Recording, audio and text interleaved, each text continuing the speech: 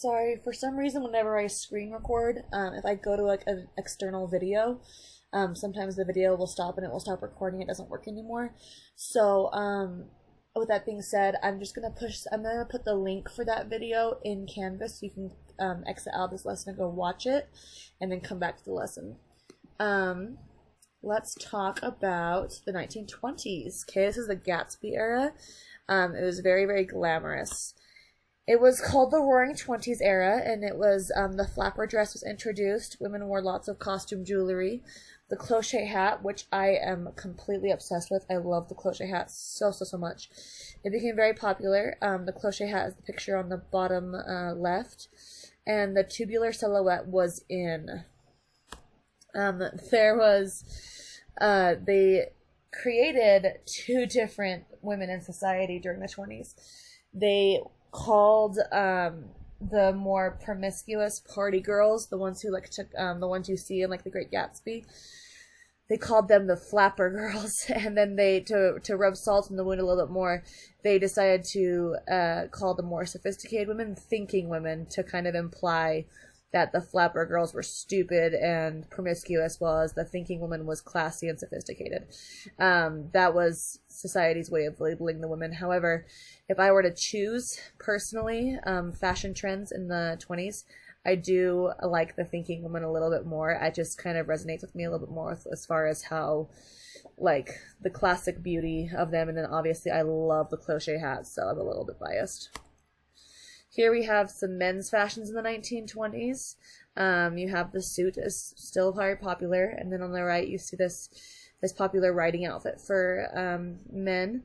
I think this guy kind of looks like a 1920s version of Ryan Gosling, but to each their own.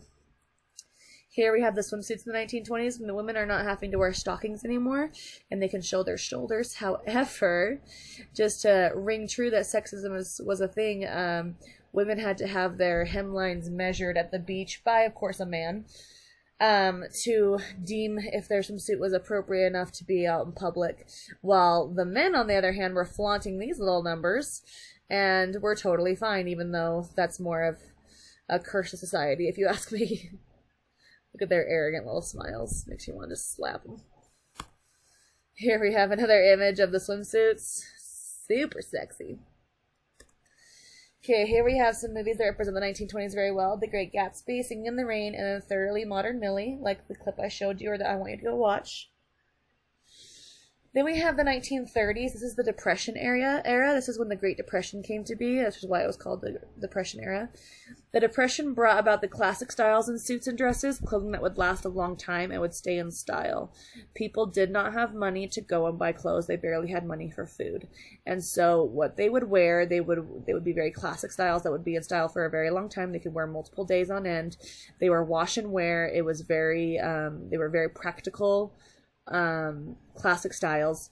The waistline was restored, and the shirtwaist dress was a classic. I do love the shirtwaist dress. I'm kind of obsessed with the green one in this picture with the white collar.